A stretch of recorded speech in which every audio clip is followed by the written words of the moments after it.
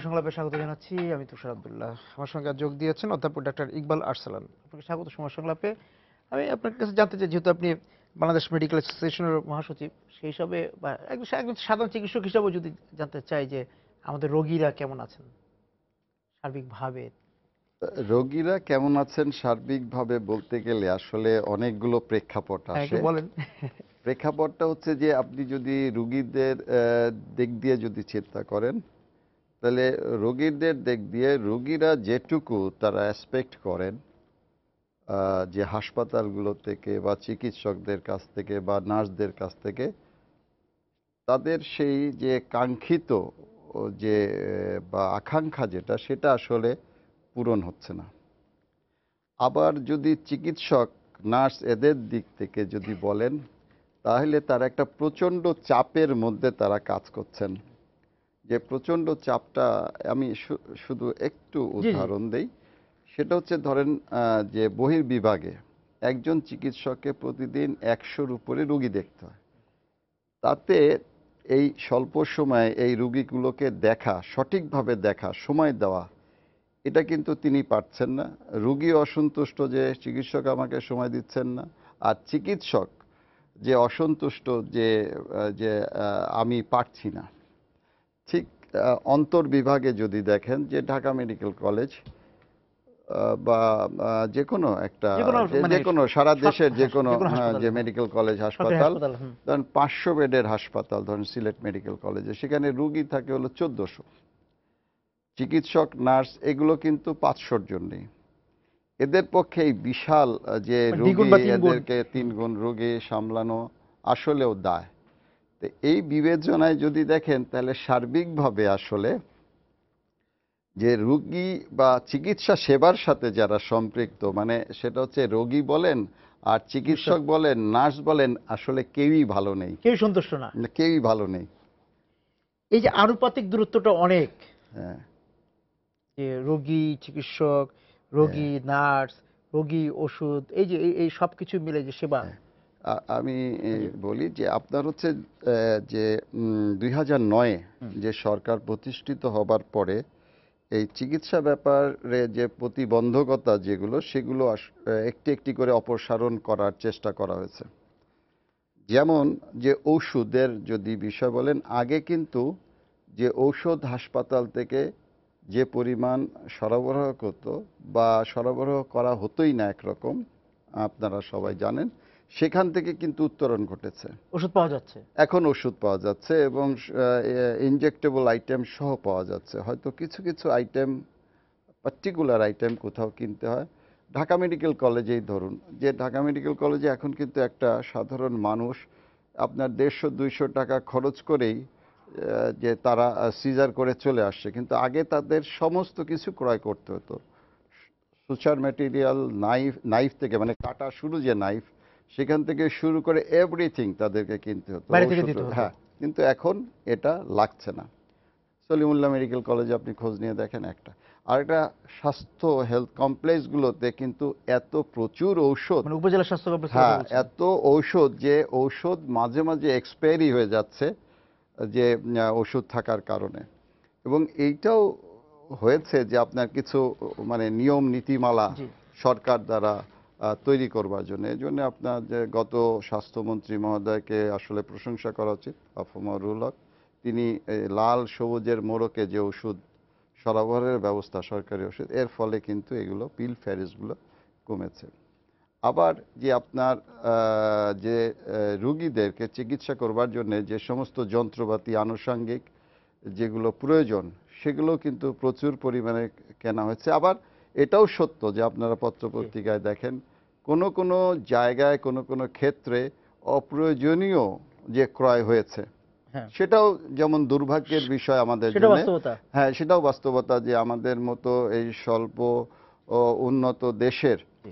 যে আপনার এই অপচয়। আর্থিক যে অপচয়, এটা কোনো অবস্থাতেই গ্রহণযোগ্য না। আবার পাশাপাশি কিন্তু আপনার হাসপাতালগুলোতে, বিভিন্ন জেলা হাসপাতালগুলোতে, মেডিকেল কলেজ হাসপাতালগুলোতে সিসিইউ, আইসিইউ এগুলো প্রতিষ্ঠা করা হচ্ছে।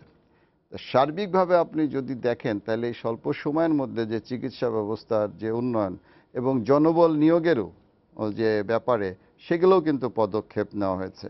না কিন্তু তারপরে ওই যে রোগীদের একটা অভিযোগ থাকে যে সার্বিকভাবেও যদি আবার ওই আলোচনাতেই আসি যে চিকিৎসকরা মানে হাসপাতালে থাকেন না, হ্যাঁ, আপনার চিকিৎসকরা হাসপাতালে যে থাকেন না। ইন্টার্নরাই কাজ হ্যাঁ, করছে, যে তিনি বিশেষজ্ঞ চিকিৎসকরা পাওয়া অভিযোগ যাচ্ছে না। যেটা হচ্ছে সেটা যে আমি বলবো যে আপনার ফ্ল্যাটলি যে এটা অসত্য আমি বলবো না।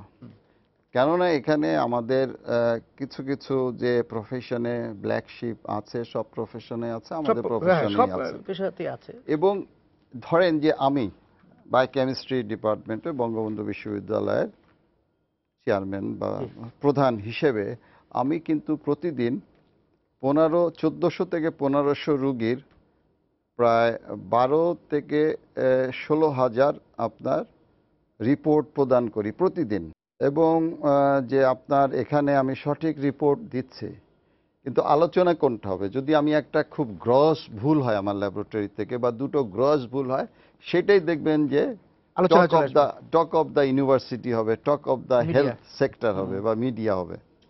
ঠিক বিষয়টাই ওরকম যে আপনার কিছু কিছু চিকিৎসক যে তারা অনিয়ম করেন বা তারা দুর্নীতির সাথে সম্পৃক্ত হয়ে যান, যার ফলে যে আমাদের এই সমগ্র চিকিৎসক সমাজ আপনার আপনার সমালোচিত হচ্ছে। আপনি এটাও আমাকে প্রশ্ন করতে পারেন, আপনার প্রশ্নটা আমি করি যে তাইলে আপনারা Bangladesh medical association, Bangladesh medical and dental council আমি ওই আপনারা কি জায়গাতে করছেন? আরসালান ভাই আসবো। আমি একটু অন্য জায়গায় যাচ্ছি। সেটা হচ্ছে যে বিরতি থেকে এসে আপনার কাছে জানতে চাবো যে আমাদের এখানে বিশেষজ্ঞ চিকিৎসক আসলে কারা? এই বিশেষজ্ঞ চিকিৎসকের একটা সমস্যা আছে যে সবাই বিশেষজ্ঞ চিকিৎসক, এবং এটা নিয়ে রোগীরাও একটু প্রতারণার মধ্যে পড়ে যে সে কার কাছে যাবে। তাদেরকে আপনারা বিশেষজ্ঞ চিকিৎসক বিশেষজ্ঞ বলবেন? চিকিৎসক হচ্ছে যারা যে আপনার এমবিবিএস পাশ করার পরে বা ইকুইভ্যালেন্ট ডিগ্রি অর্জনের পরে যারা পোস্ট গ্র্যাজুয়েশন আমরা বলি স্নাতকোত্তর ডিগ্রি অর্জন করেছেন, যেমন এফসিপিএস, এমএস, এমডি বা যে কোনো ডিপ্লোমা, যে ডিজিও, ডিএলও, এই ধরনের যে ডিসিএইচ, এদেরকে আমরা বলি বিশেষজ্ঞ চিকিৎসক। এখন যে প্রশ্নটা আসলে আপনাদের সামনে এবং সাধারণ মানুষের সামনে এসছে, যে আমরা দেখতে পাই যে কিছু কিছু চিকিৎসক তারা যে লেখেন পিজিটি, হুম। তারপরে লেখেন যে শেষ পর্ব, প্রথম পর্ব, দ্বিতীয় পর্ব, এরকম যে এফসিপিএস দ্বিতীয় পর্ব। বা কোনো একটা সেমিনার নাম দিয়ে দিচ্ছে সংক্ষেপে। হ্যাঁ, তো বা আপনার ধরেন কোথাও একটা গেল যে 7 দিন 10 দিনের ট্রেনিং নিয়ে আসলো, ওটাকে একটা সংক্ষিপ্ত করে লিখে দিল। এটা তো প্রতারণার শামিল। এবং এই প্রতারণার ব্যাপারে আমরা কিন্তু পদক্ষেপ নিচ্ছি। বাংলাদেশ মেডিকেল অ্যান্ড ডেন্টাল কাউন্সিলের পক্ষ থেকে ইতিমধ্যে আমরা বারবার পত্রিকায় দিয়েছি এবং আমরা তাদের বিরুদ্ধে ব্যবস্থা গ্রহণ করবার জন্যে সরকারের কাছে আইন সংশোধন, মানে বাংলাদেশ মেডিকেল অ্যান্ড ডেন্টাল যে কাউন্সিল, কাউন্সিল। এদের কিন্তু আপনার যে আইন দ্বারা প্রতিষ্ঠিত এবং এদের কিন্তু লিমিটেশন আছে যে তারা কিন্তু মানে আইনগত কোনো ব্যবস্থা নিতে পারে না। তারা শুধুমাত্র পারে যে তাদের যে রেজিস্টার্ড যারা ফিজিশিয়ান তাদের বিরুদ্ধে ব্যবস্থা তাদের নিতে পারে। আওতায় যারা। আওতায় আরেকটি কাজ আমরা করছি, সেটা হচ্ছে যে আপনার সাধারণ মানুষের আমি মনে করি খুব উপকারে আসবে। আপনারা যারা ইভেন আইন শৃঙ্খলা বাহিনীর জন্য খুব ভালো কাজ হবে। আমরা সকল চিকিৎসকের যে ছবি সহ তাদের আপনার এটা ডাটা ব্যাংক। রেজিস্ট্রেশন নাম্বার সহ যে ওপেন ওয়েবসাইটে দিয়ে দিচ্ছি। আচ্ছা আচ্ছা আচ্ছা। এবং এইখানে প্রথম ফেজে আমরা আপনার ৭১,০০০ চিকিৎসকের কিন্তু দিয়ে দিয়েছি। ডেন্টাল পাওয়া সার্জন, যাচ্ছে। হ্যাঁ, ডেন্টাল সার্জন যারা আছে তাদের ৪,০০০ হয়ে গেছে, বাকিটাও আগামী ১ সপ্তাহের মধ্যে হয়ে যাবে। তাহলে আপনি ধরেন যে যদি সন্দেহ প্রকাশ করেন তাহলে আপনি জাস্ট যে আপনি আমার নামটা দিলেই ওই নামের লোকগুলোকে আপনি দেখতে পাবেন যে অ্যাকচুয়ালি এই লোকটা চিকিৎসক কিনা। আর একটা কাজ আমরা করতে চাচ্ছি, সেটা হচ্ছে যে আমরা পাঠিয়েছিলাম, সেটা আরও যাচাই বাছাই করবার জন্য মন্ত্রিপরিষদ থেকে ফেরত এসছে। আমরা বাধ্যতামূলকভাবে প্রত্যেকটা চিকিৎসক তাদের ভিজিটিং কার্ড, তাদের প্রেসক্রিপশন প্যাড এবং যে তাদের যে সাইনবোর্ড, এইখানে তাদের রেজিস্ট্রেশন নাম্বার লিপিবদ্ধ করতে হবে আচ্ছা। আইনগতভাবে। তারা যদি তখন লিপিবদ্ধ করেন তাহলে আপনি ওই নাম্বার ক্লিক করলেই আপনি পেয়ে যাবেন যে এই নাম্বারে এই চিকিৎসক আছে কিনা। আইন শৃঙ্খলা বাহিনীও পেয়ে যাবে যদি ধরেন কেউ কিন্তু কমপ্লেইন সংশয় দেখা করে। দেয়। হ্যাঁ, কমপ্লেইন করে, সংশয় দেখা যায়, আপনি করলেই আপনি পেয়ে যাবেন, সাধারণ মানুষ পেয়ে যাবে। অতএব এই সাধারণ মানুষই যে আপনার বিশেষজ্ঞ চিকিৎসক, সাধারণ চিকিৎসক, ভুয়া চিকিৎসক, তারা নিজেরাই আইডেন্টিফাই করতে পারবেন ইনশাল্লাহ। এবং সেই জায়গা থেকে একটা ব্যাপার যে বিশেষজ্ঞ চিকিৎসকদের যারা সত্যি সত্যি হয়তো তার রেজিস্ট্রেশন নাম্বারও আছে, তিনি সত্যি সত্যি বিশেষজ্ঞ চিকিৎসক, কিন্তু মানে সে অনেক সময় একদম মানে চাঁদ হয়ে উঠেন বা ওই অবস্থায় আছেন, তাকে পাওয়া মুশকিল। হ্যাঁ 3 মাস 6 মাস 12 মাস পর হ্যাঁ, তার হয়তো ডেট পাওয়া যাবে। সেই কিছু। ক্ষেত্রে যেটা হচ্ছে যে রোগীর আজকেই দেখানো দরকার, মানে যে সে অধ্যাপক আরসালান স্যারকে দেখাতে চান, সেই ক্ষেত্রে কি করা যায়? এখন 6 মাস দেখেন, কিভাবে উনি অপেক্ষা করবেন? এটা হচ্ছে যে সারা পৃথিবী জুড়ে কিন্তু এই সমস্যা। এটা দুটা কারণ। একটা হচ্ছে যে আপনার আমাদের সেভাবে যে নাম মানে আপনার সংখ্যা জি। তৃতীয়ের দিক দিয়ে আমাদের এই সমস্ত বিশেষজ্ঞ চিকিৎসকের সংখ্যা খুব কম ছিল, এখন আস্তে আস্তে বেড়ে চলেছে। আরেকটি বিষয় হচ্ছে যে আমাদের দেশে কোনো রেফারেল সিস্টেম নেই, আচ্ছা, যে আমি সরাসরি একজন বিশেষজ্ঞ চিকিৎসকের কাছে চলে যেতে যাচ্ছে। পারি, এবং বিশেষজ্ঞ চিকিৎসকরাও কিন্তু তাদেরকে এন্টারটেইন করেন। এর ফলে হচ্ছে যে তাদের উপরে চাপ বেড়ে যাচ্ছে, হয়তো এই রুগীটা তার একজন জুনিয়র কলিগই যে দেখে দিতে পারেন। মানে ওয়াজ এনাফ। অনেকে আছেন যে রেফারেল সিস্টেম ছাড়া রুগী দেখেন না। যেমন আমি নামই বলি যে আমার বিএমএর সভাপতি, তাকে যদি কেউ রেফার না করে তিনি তাকে অ্যাপয়েন্টমেন্ট দেন না। এখন এটার জন্য কিন্তু তাকে সমালোচনা করা হয়, কিন্তু উনি যেটা করেন সেটা রাইটফুলি করেন। কারণ সব রুগী যে পেটে ব্যথা, পেটে অসুখের রুগীও যদি ওনাকে যায় দেখাতে, তাহলে যে রুগীগুলো আসলে ওনার দেখা দরকার উনি দেখবেন কখন? অপচয় হচ্ছে সময়। অপচয় হচ্ছে। এখানে কিন্তু ডাইলামাটা আসলে শুধু যে এই মানে অধ্যাপকদের মধ্যে সে নাই। পদ্ধতিগত ব্যবস্থা হ্যাঁ, নিলেই হয়। রেফারেল সিস্টেম আসলে ডেভেলপ করা উচিত। আপনার এই রেফারেল সিস্টেম যদি আপনি ডেভেলপ করতে পারেন বাংলাদেশে, তাহলে আমি বলবো এই চিকিৎসা মানে ব্যবস্থাপনার যে সমস্যা, সেটা তা আপনি 70% থেকে বা আরো বেশি 75% কমে যাবে। এমনি হ্যাঁ, কমে যাবে, তা আপনি যেটা বললেন 80% যে কমে যাবে। আপনার সভাপতির কথা বলেন, ওনার মতো অন্যরাও তো এই ব্যবস্থা যেতে পারে, এটা তো তাদের কিন্তু উদ্যোগে যাওয়া উচিত। যাচ্ছে না কিন্তু এখন। তারা তো দেখা না, যাচ্ছে যে আপনার হচ্ছে এরকম আছে, যেমন আমাদের গোলাম রসুল সাহেব। গোলাম রসুল সাহেব তো এরকম রেফারেল ছাড়া দেখেন না, একবার এক সচিব, সচিবই উনি আমার কাছে ফোন করে ক্ষোভ প্রকাশ করলেন। হ্যাঁ, তোমার এরকম গোলাম রসুল সাহেব উনি রেফারেল ছাড়া দেখেন না, উনি কি এত বড় প্রফেসর হচ্ছেন? এই যে অ্যাটিটিউড সোসাইটির, হ্যাঁ, এটাও তো আপনার একটা যে নেগেটিভ ইয়া। তো এখন হচ্ছে যে শুধুমাত্র যে আপনি চিকিৎসকরা যারা বিশেষজ্ঞ চিকিৎসক তাদের এককভাবে দায়ী না করলেও সেটা ভাবেন আবার না, মুশকিল। কিন্তু তাদের একটা দায়িত্ব আছে। যে কাউকে হ্যাঁ কাউকে শুনি হ্যাঁ যে এরকম সবাই লম্বা হয়ে বসে আছেন, উনি জাস্ট 2-3 জন সহকর্মী নিয়ে 1 মিনিট 2 মিনিট কথা বলে চলে যাচ্ছেন। না, মানে যেটা হয় সেটা আমি বলি যে আমাদের অনেক বিশেষজ্ঞ চিকিৎসক আছেন যারা একদম খুব এথিক্যালি যে 20টার বেশি রুগী হ্যাঁ, দেখেন না, সেরকম বা আছেন। হ্যাঁ, 25টার বেশি রুগী দেখেন না। আবার অনেকে দেখা যাচ্ছে যে যেই আসছে তাকেই তাকেই। দেখছেন রাত 2টা হ্যাঁ, 2:30 3টা পর্যন্ত রুগী দেখছেন। অনেকে আছে যে একসাথে যে 4-5 জন রুগীকে ঢুকাচ্ছেন, হ্যাঁ, অ্যাসিস্ট্যান্টদেরকে নিয়ে হিস্ট্রি জি। নেওয়াচ্ছেন, তারা আপনার হচ্ছে যে পরীক্ষা নিরীক্ষা করছে, ওনার কাছে যখন যাচ্ছে উনি একটু হ্যাঁ হু না নু করে বা একটু এখানে ওখানে হাত টাত দিয়ে উনি সই করে দিয়ে দিচ্ছে prescription. But prescription everything was done by the junior college. এগুলা তো অবশ্যই যে আপনার অমার্জনীয় অপরাধ। এবং সেই ক্ষেত্রে এবং বিএমইএ আমরা বা আপনি বাংলাদেশ মেডিকেল ও ডেন্টাল মেডিকেল কাউন্সিলের কথা অ্যাসোসিয়েশনের, বলছেন। হ্যাঁ, হ্যাঁ, আমরা ইথিক্যাল প্র্যাকটিসের উপরে যেমন বিএমডিসি থেকে আমরা বিভিন্ন জায়গায় সেমিনার সিম্পোজিয়াম করেছি, এবং আমরা ঠিক করেছি আমরা বাংলাদেশ মেডিকেল অ্যাসোসিয়েশনের পক্ষ থেকে যে ইথিক্যাল প্র্যাকটিস নিয়ে যে আপনার ইয়াটা করা, উৎসাহিত করা, বা এগুলো বারবার বলা মানে কাউন্সিলিং।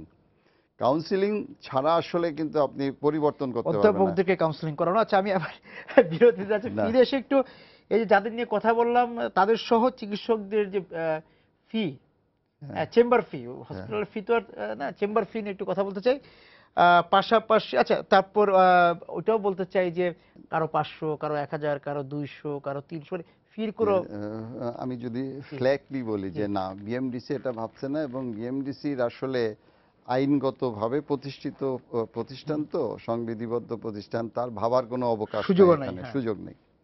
এখন হচ্ছে যে বিষয়টা যে ফির বিষয়টা নিয়ে কথা হচ্ছে, আলোচনা হচ্ছে, এবং একটি কালের কণ্ঠে নিউজ জি। হয়েছিল, মারুফ মনে হয় আচ্ছা, আচ্ছা, হ্যাঁ। করেছিল, যে আপনার বিভিন্ন ধরনের যে ফি নেওয়া হচ্ছে।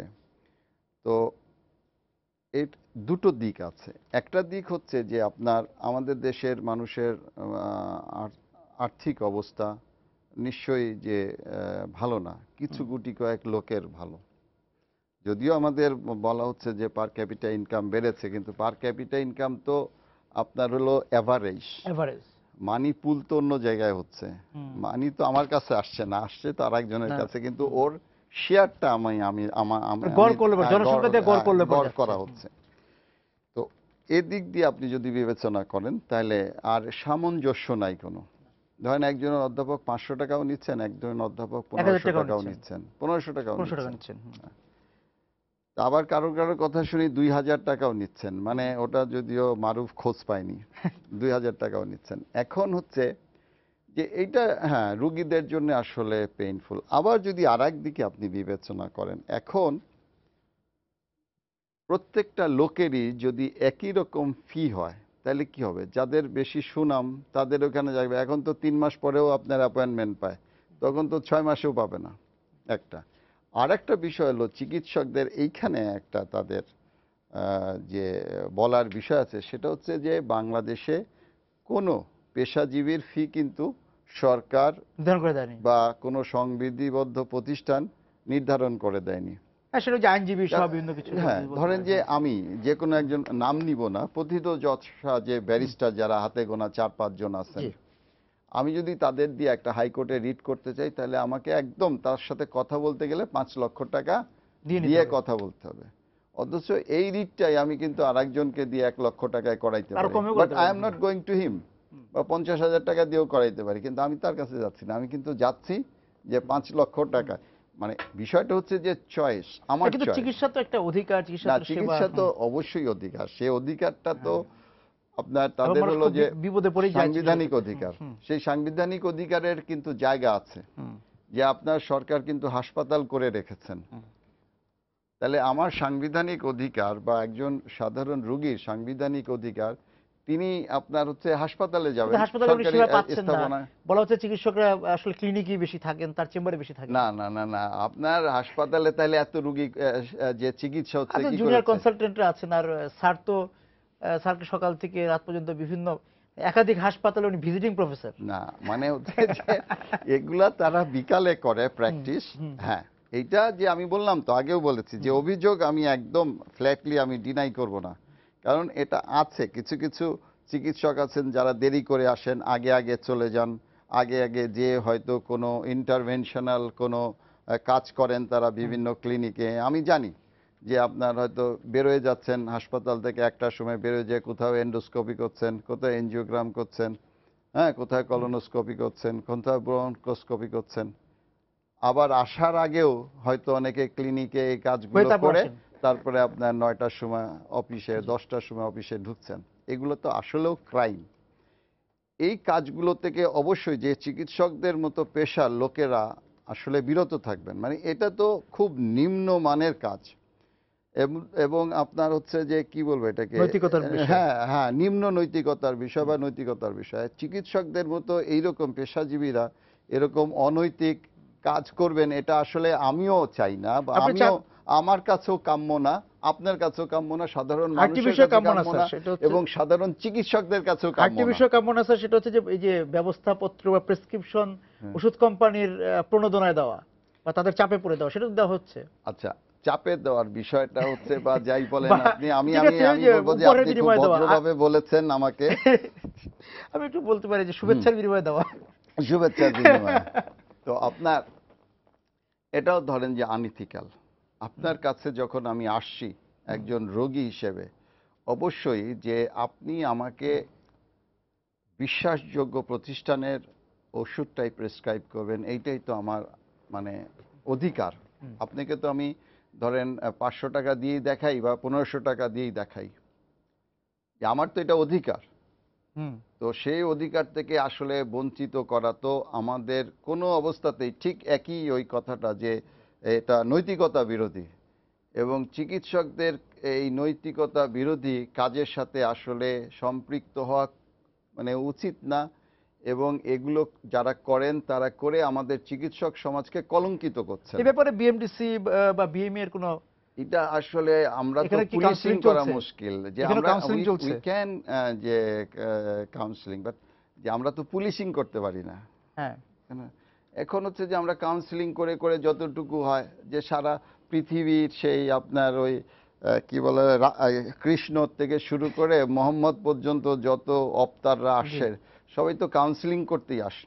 হুম। তো এখন কাউন্সিলিং করেও তো লাভ হয় নাই, পৃথিবীর সমস্ত মানুষকে তো সুপথে আনা যায় নাই, তাই আমরাও তো কাউন্সিলিং করে সবাইকে সুপথে আনতে পারবো না, তবে সহনীয় পর্যায়ে যাতে আসে সেইটাই আমাদের মানে আকাঙ্ক্ষা রোগীর হওয়া উচিত। আর্থিক অবস্থার দিকে না তাকিয়ে বিশেষ করে হ্যাঁ, হ্যাঁ, তাকে তার দরকার নেই এরকম ওষুধ তো দেওয়া হচ্ছে তাকে। ওষুধ না, ইনভেস্টিগেশনও দেওয়া হচ্ছে। হ্যাঁ, হ্যাঁ, মানে ইনভেস্টিগেশনও দেওয়া আমি হচ্ছে। আমি মানে এই জায়গাটা স্মরণ করতে চাই, আমাদের শিক্ষক মরহুম প্রফেসর এম এ কাদরি, বঙ্গবন্ধু যে প্রথম বিশ্ববিদ্যালয় ভিসি, হ্যাঁ। প্রতিষ্ঠাতা ভাইস চ্যান্সেলর, হুম, উনি সবসময় আমাদেরকে শিক্ষা দিতেন যে দেখো, এদেশের মানুষ গরিব, তোমার কাছে যখন একটা রুগী আসবে তুমি তাকে পর্যায়ক্রমে পরীক্ষা নিরীক্ষা করো, কারণ এই যে তার এই পরীক্ষা নিরীক্ষার জন্য তার হয়তো ছাগল বিক্রি করতে হচ্ছে, নাহলে গরু বিক্রি করতে হচ্ছে, নয় গাছ বিক্রি করতে হচ্ছে, নয় ঘর বিক্রি করতে হচ্ছে। তাই তুমি ঠিক করো যে তুমি কি একজন মানুষের ছাগল বেচা, গরু বেচা, রক্ত বেচা, ঘর বেচা, গাছ বেচা টাকা তুমি নেবে কি নেবে না। হুম। তো এটা তো একটা এই যে নৈতিক কাউন্সিল, হ্যাঁ। আপনার হচ্ছে যে আমাদের শিক্ষকরা কিন্তু আমাদেরকে বলেছেন, তো এখনকার শিক্ষকরা বলেন কিনা আমি জানি না, কারণ আমি কিন্তু তো আর ছাত্র নই। হ্যাঁ, কিন্তু কাজী স্যারের অনেক ছাত্রের কথা জানি যারা আসলে এই ছাগল বা গরু রক্ত বেচার টাকা বিক্রি নিচ্ছে। রক্ত বিক্রির শিখছে তারা, এবং তারা যখন রোগীদের সেবায় মাঠে নামবেন আমরা আসলে কতটা নিরাপদ? আমি তো বললে আসলে যে বাংলাদেশ মেডিকেল অ্যাসোসিয়েশনের মহাসচিব, চিকিৎসকদের একজন প্রতিনিধি এবং একজন চিকিৎসক হিসেবে যদি আমি খুবই স্পষ্ট করে বলি, তাহলে হয়তো অনেকেই ক্ষুণ্ণ হবেন আমার উপরে। সহকর্মীরা, সহকর্মীরা, তারপরে ছাত্ররা। যারা এই মেডিকেল কলেজ প্রতিষ্ঠা করেছেন, ছাত্ররা, এটা আপনার হচ্ছে যে সত্য, সরকারি পর্যায়ে বেসরকারি পর্যায়ে যেভাবে অতি দ্রুত মেডিকেল কলেজের সংখ্যা বৃদ্ধি করা হয়েছে, আপনার হচ্ছে যে একটি মেডিকেল কলেজ একটি জিও জি, বা একটা প্রশাসনিক আদেশ দিয়ে সৃষ্টি করা সম্ভব একটা বিল্ডিংয়ের মধ্যে, কিন্তু শিক্ষক তো আপনার প্রজ্ঞাপন দিয়ে অথবা যে প্রশাসনিক যে সিদ্ধান্ত দিয়ে তৈরি করা সম্ভব না। আপনি যদি খোঁজ নেন সারা দেশে, তাহলে দেখবেন যে আপনার বিভিন্ন মেডিকেল কলেজে প্রপার যে শিক্ষক নাই। নেই।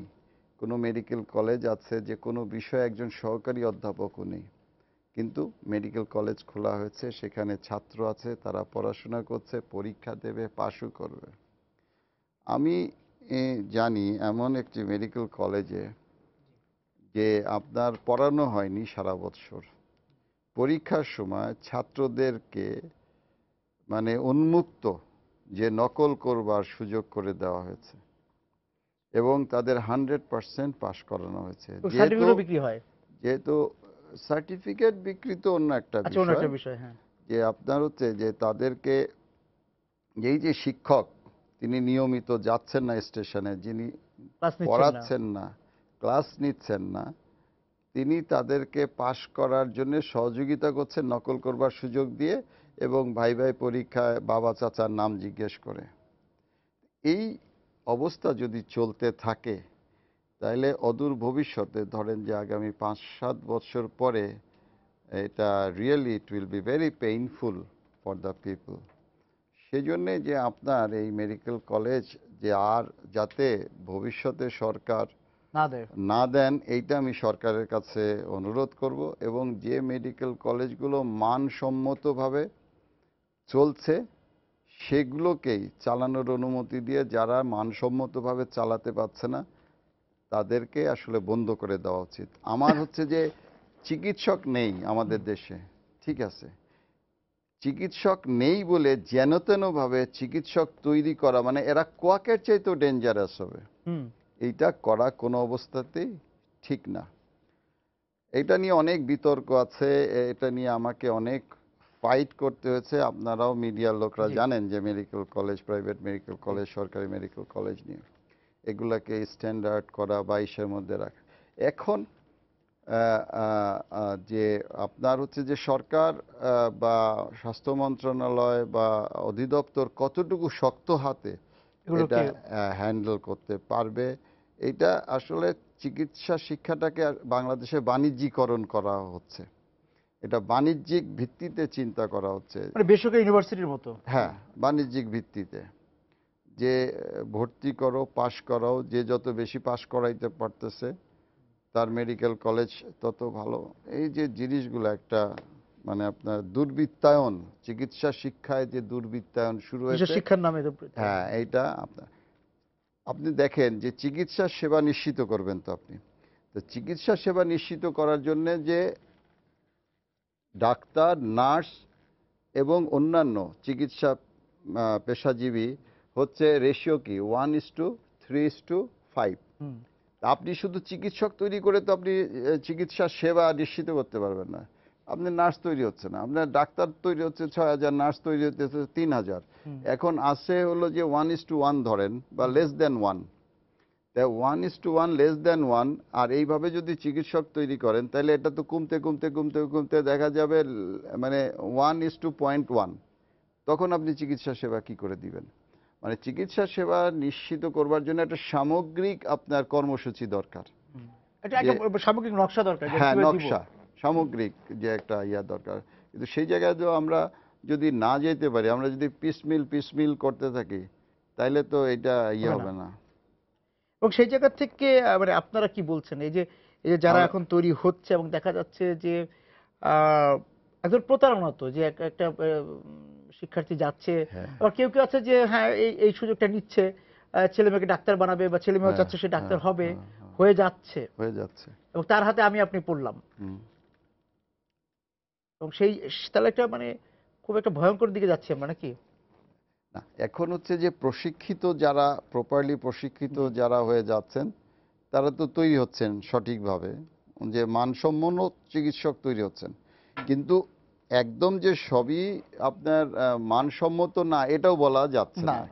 মানে কিন্তু একটা আপনি যেখানে পার্ট। বললেন একজন সহযোগী অধ্যাপকও নেই। হ্যাঁ, সহকারী হুম। অধ্যাপক নেই, সহকারী অধ্যাপক নেই। সেখান থেকে লেকচারার। তো আপনার হচ্ছে যে ধরেন যে ল্যাব একটা নেই। অংশ, হুম। একটা অংশ হচ্ছে যে আপনার রুগী নেই। হ্যাঁ, আমি তো ব্যক্তিগতভাবে বিশ্বাস করি মেডিকেল কলেজ থাকতে হবে। 5 বছর লেখাপড়া করে কিন্তু একজন ছাত্র সঠিক চিকিৎসক হইতে পারে না। সে সঠিক চিকিৎসক হয় যখন ইন্টার্নশিপের জি। সময়, যখন সে রুগী দেখে, যখন সে প্রবলেম ফেস করে, যখন হ্যাঁ। সে মানে আপনার ম্যানুভার করে, জি। তখন সে এগুলা প্র্যাকটিস নতুন করে নতুন করে করে সমস্যার মুখোমুখি হয়। প্র্যাকটিস করে করে সে আসলে ওই সময়ে সে চিকিৎসক তৈরি হয়। আর যে মানে সমস্ত তত্ত্বের সঙ্গে মিলিয়ে। হুম। যে সমস্ত মেডিকেল কলেজে মেডিকেল কলেজই নাই, হাসপাতাল নেই, না, হাসপাতালে রুগী নেই, রোগী নাই। হুম। 5টা 7টা রুগী নাম আছে, কেউ আসতে হাসপাতাল কয়েকটা বেড হাসপাতাল দিয়ে না, রেখেছে। হুম। তাহলে পরে ওইখানে ওরা কি শিখতে পারবে? এ তো মানে রূঢ় তো বাস্তবতা। সেই জায়গা থেকে আপনারা তো নেতৃত্ব পর্যায়ে আছেন, সরকারকে হয়তো আমরা তো পরামর্শ দেওয়ার সুযোগ পান। হ্যাঁ। চেষ্টা করছি, তা না, আপনি তো জানেন যে জি। বাংলাদেশ মেডিকেল অ্যাসোসিয়েশনের অনড় অবস্থানের জি। কারণে জি। যে আপনার এই ভর্তি পরীক্ষার যে জি। মানটা মান ছিল, আমরা হ্যাঁ। রাখতে সক্ষম হয়েছি। তো আমরা চেষ্টা করছি, তা আমাদেরও তো শক্তি আপনার সীমাবদ্ধ, তা হুম। আমাদের এই সীমাবদ্ধ শক্তি কিংবা নিয়ে স্ববিরোধিতাও আছে। বিরোধিতা তো থাকবেই সব জায়গায়। হ্যাঁ, মানে স্ববিরোধিতা তো সব সব ক্ষেত্রেই ক্ষেত্রেই আছে। এক কিছু না কিছু অংশ আছেই। আছেই। হুম। এটা এটা তো আপনার এই তো সেই জায়গা part of- থেকে মানে আপনি বলছেন যে আপনারা চেষ্টা করে আমরা যাচ্ছেন এবং চেষ্টা করে যাচ্ছি ভালো লাগলো অবশ্যই, যে যে আপনি আপনাদের বলেছেন সহযোগিতা পেলে মানে আমরা, বাস্তবতাটা আমার বলেছেন মনে হয় যে যে আমরা আরো বেশি করতে বিশেষ পারবো। করে আপনি সব জায়গার বিষয়গুলো যে বলছেন যে মানে একটা অগোছালো ভাব আছে, বিশেষ করে শিক্ষাটা আপনি বলেন যে সেটা খুবই আসলে ইভেন পোস্ট গ্রাজুয়েশন শিক্ষার ব্যাপারেও আমরা বঙ্গবন্ধু জি। বিশ্ববিদ্যালয় থেকে খুব কঠোর অবস্থান নিয়েছি। যে আপনি জানেন যে 2001-এর পরে হুম। যে তৎকালীন সরকারের যারা সহযোগী ছিলেন জি। চিকিৎসা পেশার, তারা বিভিন্ন মেডিকেল কলেজে আপনার ক্যাথ ল্যাব নেই, এমডি কার্ডিওলজি খুলে দিয়েছে। হুম। আপনার একজন অ্যাসিস্ট্যান্ট প্রফেসর আছে, আর কোনো অধ্যাপক নেই, এমডি রেডিওলজি খুলে দিয়েছে। এইভাবে আপনার কোর্স খুলে যে আপনার পোস্ট গ্রাজুয়েশনেও তারা একটা ধস নামিয়ে ফেলেছিল, সেখান সেই জায়গা থেকে আপনারা বের হয়ে আমরা আসছেন এবং অনেকখানি বেরোয় আসছি। বিএমএ বা বিএমডিসি সেই জায়গায় হ্যাঁ, কাজ আমরা আমরা করছে। আমরা সহযোগিতা করেছি অবশ্যই। বাংলাদেশ মেডিকেল অ্যাসোসিয়েশন এবং স্বাধীনতা চিকিৎসক পরিষদের মহাসচিব হিসেবেও কিন্তু বঙ্গবন্ধু বিশ্ববিদ্যালয়কে আমরা সহযোগিতা করেছি যে এই নিয়ম নীতিগুলো বা মেনে এই চলার শিক্ষা মান মান ধরে নিয়ন্ত্রণ রাখার করবার ক্ষেত্রে। জন্য, ধরে রাখবার জন্য আমরা তাদেরকে কিন্তু সহযোগিতা করেছি, নাহলে কিন্তু তারা পারতো না। আপনাকে অনেক ধন্যবাদ আজকে আমাদের সঙ্গে যোগ দেওয়ার জন্য। দর্শক যারা আপনাকেও ছিলেন, ধন্যবাদ, দর্শক শ্রোতাদেরকেও ধন্যবাদ। যারা ছিলেন আমাদের সঙ্গে এতক্ষণ এই আলোচনা, আপনাদেরকে ধন্যবাদ জানিয়ে শেষ করছি আজকের সময় সংলাপ। দেখা হবে আগামী দিন। সবাই সুন্দর থাকুন।